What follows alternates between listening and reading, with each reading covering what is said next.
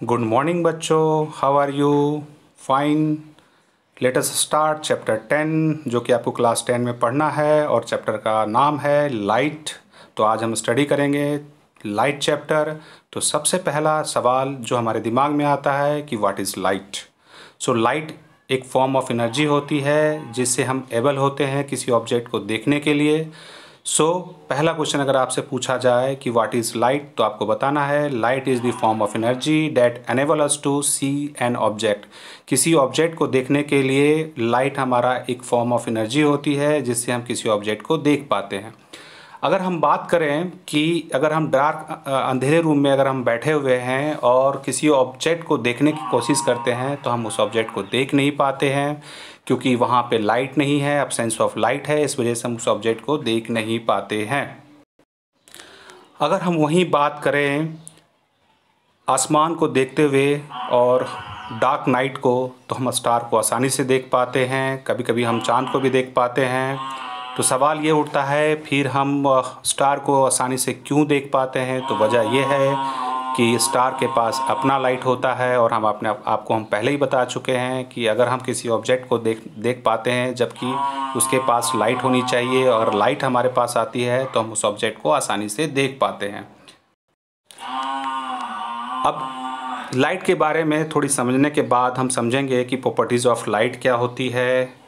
तो स्टार्ट करते हैं प्रॉपर्टीज़ ऑफ लाइट के बारे में। तो पहली प्रॉपर्टीज़ जो आपकी होती है लाइट की है वो है electromagnetic wave so does not required any medium to travel.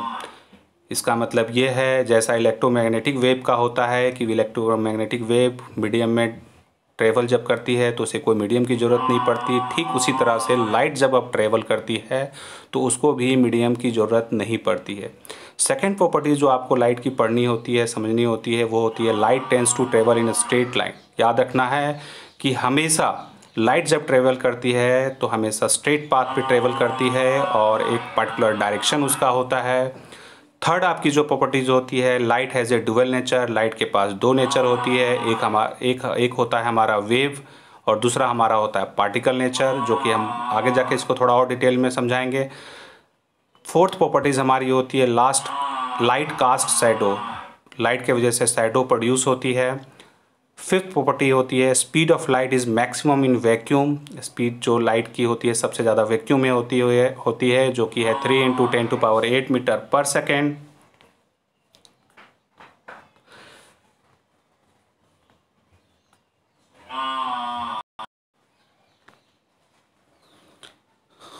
अब हम रिफ्लेक्शन के बारे में समझेंगे। उससे पहले थोड़ा सा समझेंगे कि किसी ऑब्जेक्ट पे लाइट अगर फॉल करती, किसी सरफेस पे, किसी मैटर पे कोई लाइट अगर फॉल करती है तो दो प्रॉपर्टीज शो करती है, एक रिफ्लेक्शन और दूसरा रिफ्रैक्शन।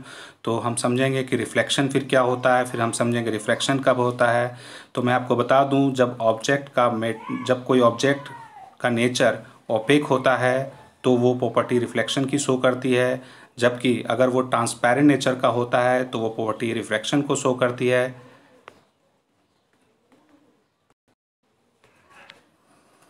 तो यहाँ पे हम देखेंगे रिफ्लेक्शन के बारे में कि रिफ्लेक्शन क्या होता है। Bouncing back of light when it strike on A polish surface like a mirror. जैसे आप मिरर लेते हो, मिरर के वन साइडेड कोटेड कर देते हो, फिर वहाँ से लाइट अगर हम कहीं से आती है और मिरर पे टकराती है तो वो बाउंसिंग बैक कर देती है लाइट को। जो रे आती है उसको हम इंसिडेंट रे कहते हैं और जो रे स्ट्राइक होकर रिटर्न जाती है उसको रिफ्लेक्टेड रे कहते हैं।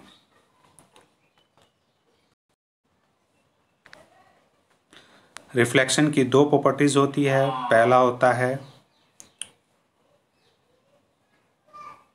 Angle of incident equal to the angle of reflection. दूसरा होता है the incident ray, the reflected ray and the normal at the point of incident all lie in the same plane. थोड़ा इसको हम समझेंगे। इस रिफ्लेक्शन को हम लॉज ऑफ रिफ्लेक्शन के नाम से जानते हैं। तो पहले हम इस थोड़े डायग्राम से इसको समझने की कोशिश करते हैं। सपोज कीजिए कि ये आपका प्लेन मिरर है, इसको हम नीचे से कोटेड कर देते हैं। एक हमारा आएगा इंसिडेंट रे, दूसरा हमारा जाएगा रिफ्लेक्शन इसका।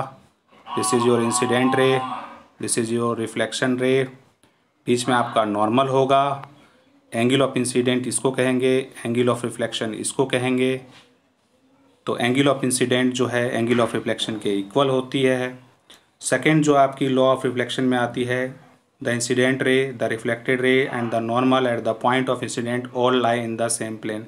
अगर आप ध्यान से देखोगे तो ये इंसिडेंट रे, ये रिफ्लेक्टेड रे, ये एंगल ऑफ इंसिडेंट, ये एंगल ऑफ रिफ्लेक्शन, ये बीच में आपका नॉर्मल, ये आपका सरफेस है मिरर का जिसको नीचे से कॉटेड किया गया है। तो यहाँ पे angle of incident angle of reflection के इक्वल होंगे। अब angle of incident ray, angle of reflection and normal, ये तीनों के तीनों जो लाइन आपको दिख रहे हैं ये सारे के सारे एक प्लेन में लाई करेंगे। ये है हमारा रिफ्लेक्शन और इनके लॉ।